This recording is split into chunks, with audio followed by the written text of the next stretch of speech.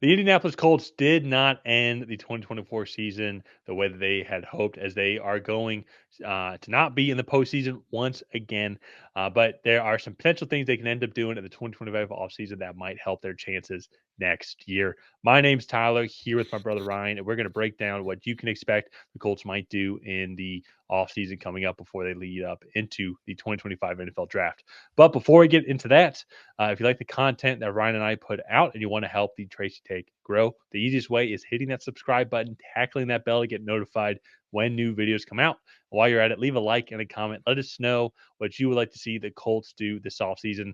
And don't write fire Chris Ballard and Shane Steichen, as we are already found out that that is not going to happen as well, Yeah. even though I feel like a majority of you would want that to happen. So, Ryan, let's pull up the stats here.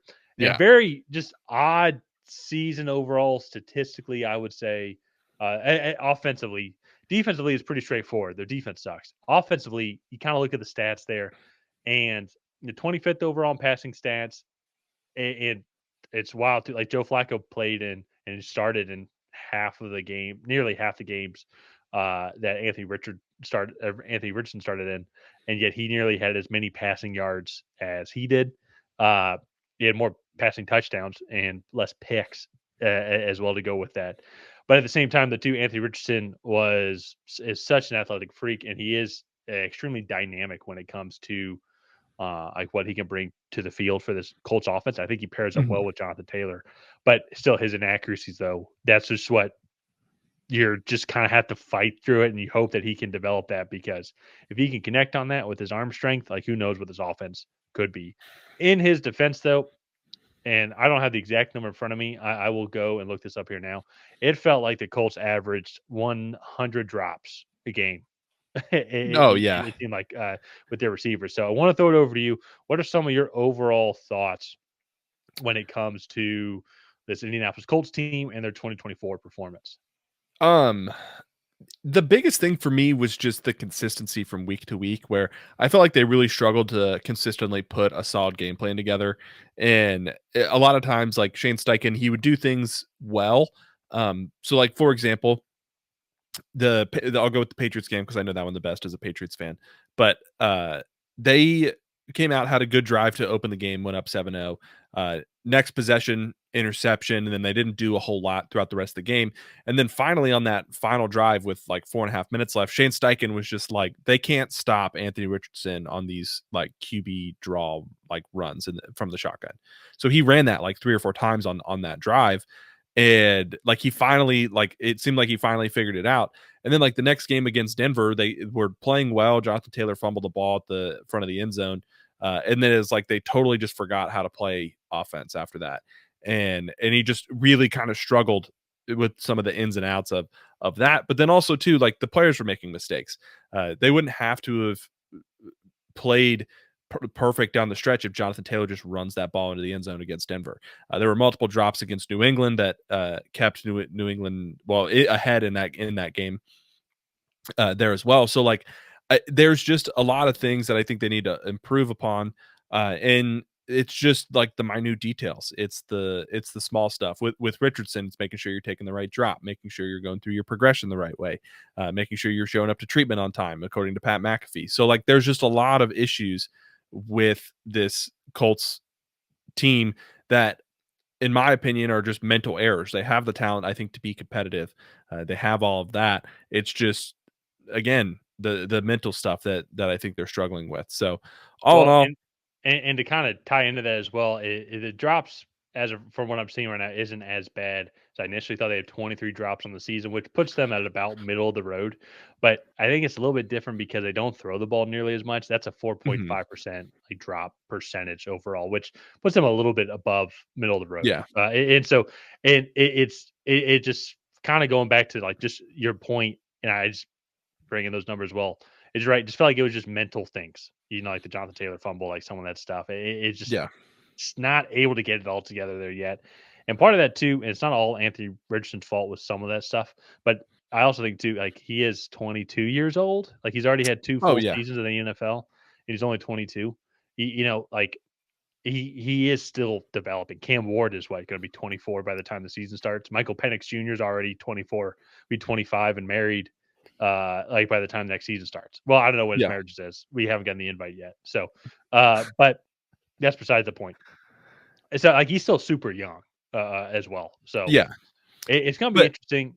Oh, sorry. Go ahead. I was saying that on the defensive side of the ball, they just weren't good. Like there just wasn't a lot of talent. DeForest Buckner got hurt and he missed a lot of time with that injury. And it's just they just weren't good and they weren't well coached. They didn't tackle very well. Didn't have a lot of talent there in that secondary. So they have a talent problem on the defensive side of the ball. Offensively, it's just the mental stuff. So and some of the defensive stuff is mental, but the talent there right now is just not enough to compete at the NFL level. The only thing they did well was turn the ball over, which they had 25 turnovers, which was good. But Yeah. I guess it should be takeaways, but yeah, you get the takeaways, point. it's So, fine. Yeah. but that's going to be one of the things. Yeah, looking at who might be leaving the team, and there's a couple key names already, like Julian Blackman, EJ Speed, Ryan Kelly, Deo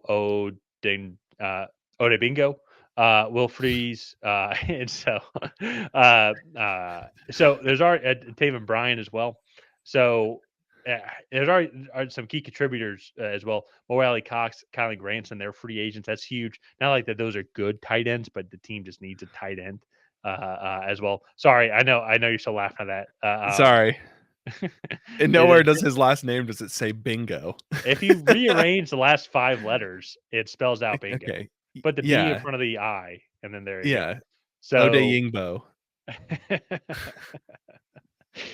uh, oh, Inode Ingo, what's his name? Oh, anyways, so Yeah. uh, there are these are some key guys here that are going to be free agent when it comes to the core, and this is what's interesting too with the whole Chris Ballard as well, and I'm curious to see Colts fans like thoughts on this because I know he's been the GM now for 7 or 8 years, and if there's a culture thing of the work ethic, then I get that, but I feel like there's actually he's drafted decently well. If I look at the core group of guys that are on the field, a lot of them were drafted by Ballard and by the team here. Now, you can make an argument where are they good football players? I can understand that, but it's not like they draft these guys and they still have to bring in free agents. Maybe I'm wrong on that. I'd love to see examples of where I'm wrong just to get a better understanding of where Colts fans are coming at. But from the talent on the field, though, I actually think that there's good talent on the field, uh, uh, offensively at least, and I think defensively Yeah. there's some good guys as well. There I is. mean, there's some scheming issues, and they're going to be looking for a new defensive coordinator. But I feel like their primary thing is going to be re-signing some the important veterans, like maybe bringing Ryan Kelly back, maybe bringing EJ Speed back, and if they don't want to bring him back, maybe go get Jahad Campbell. They'd be picking in kind of the spot where they'd want to. I think it'd be acceptable to take a linebacker at 14 overall because I don't think Jahad Campbell is going to make it to their second round pick.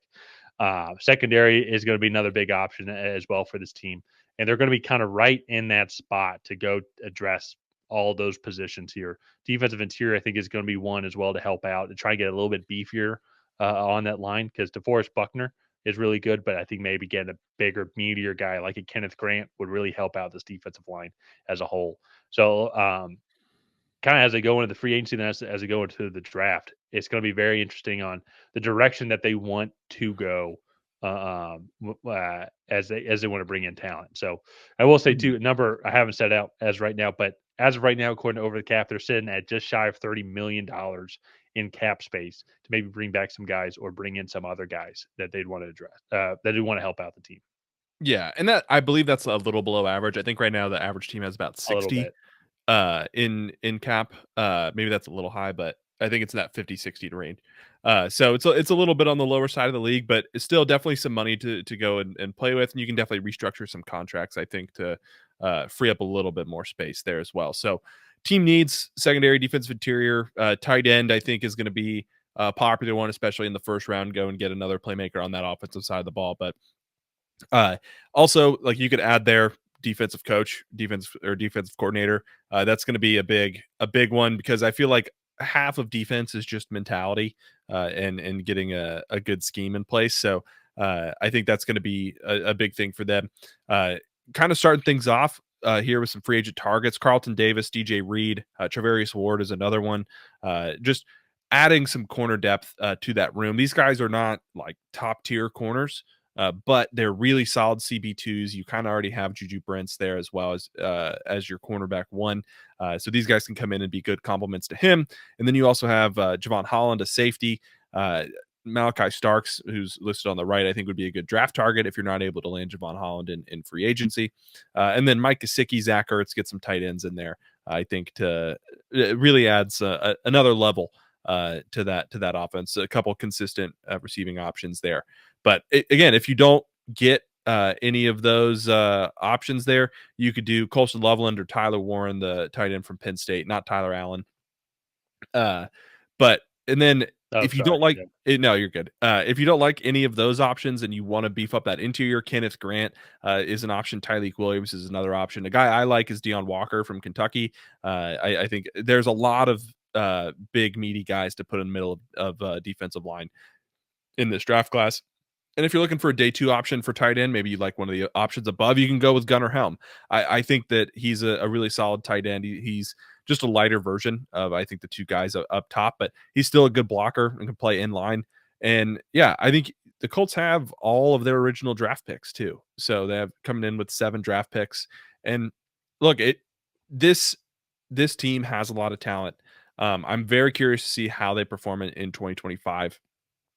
I don't think that Chris Ballard should be fired just yet, or Shane Steichen. I think they need to give this Anthony Richardson project one more year to see if they can kind of figure it out. Because I think 3 years is enough time for some true development. But we'll just kind of have to see, man. I've been preaching patience for Colts fans. They're going to get it whether they want it or not with this team.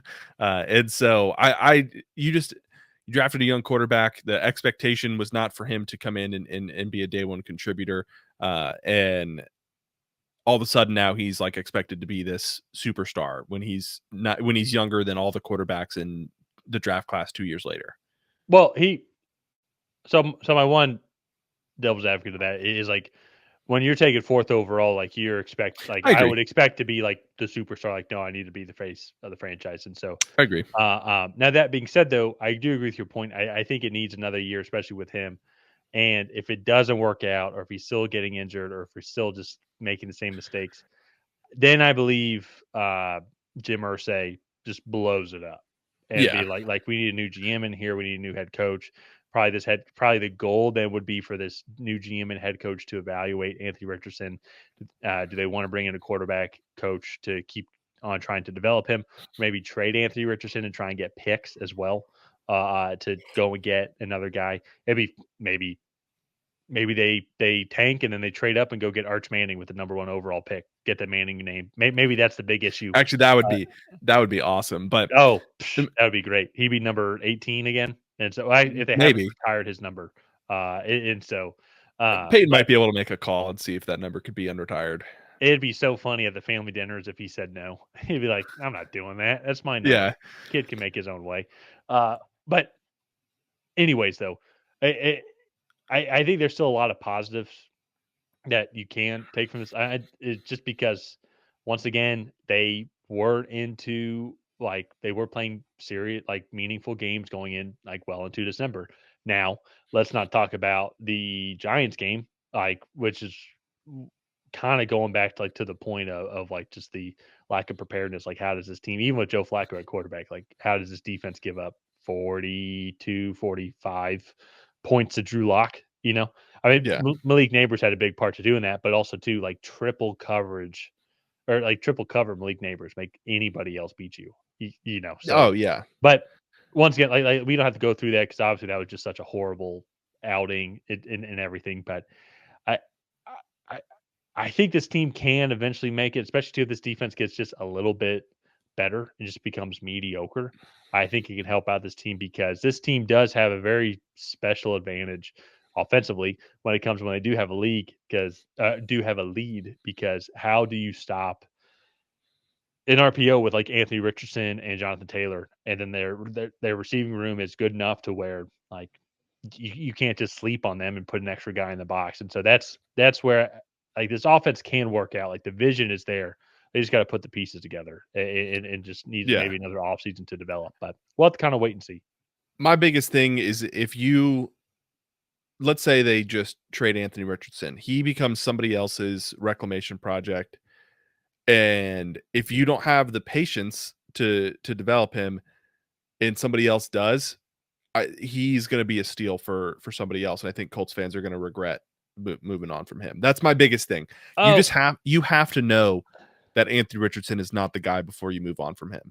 oh, and I'm sure like go look at, but like that's a possibility. I mean, go look at Jared Goff and the Rams. Now the Rams got Matt Stafford and they're playing in a That's a playoff little game. bit We're playing in a playoff game right now, but even to another example, maybe like Sam Darnold and the Jets. Like Sam Darnold's had an amazing year, and they moved on from the Jets. You know, Geno Smith and the Jets.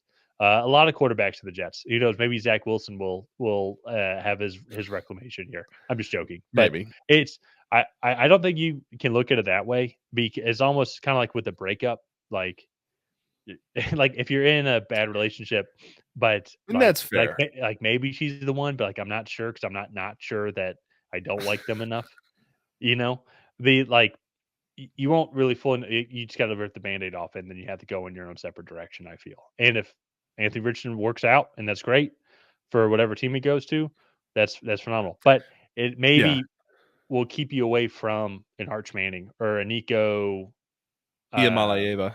yeah, and so, uh, or some of this other, like, great talent that is coming up, you know, over these next couple of years because, like, maybe Anthony Richardson's great for that team, but you get a superstar, and you don't have to worry about the position at all, for the next Yeah. 10, And 15 years. that's fair, and I think upcoming quarterback classes have something to do with it. This is just not the class to be moving on from your quarterback, Yeah, and going and trying to find somebody in this draft. So let's go I ahead. agree. Let's wrap this one up here. If you guys have not already, please go ahead and like and subscribe. That is the best way to help out the channel. While you're down there, leave a comment on what you want to see the Colts do in the 2025 offseason. Were you a fan of them keeping Steichen and Irsay? Were you not a fan of them keeping Steichen and Irsay? Let us know down below. And other than that, we will see you guys next time.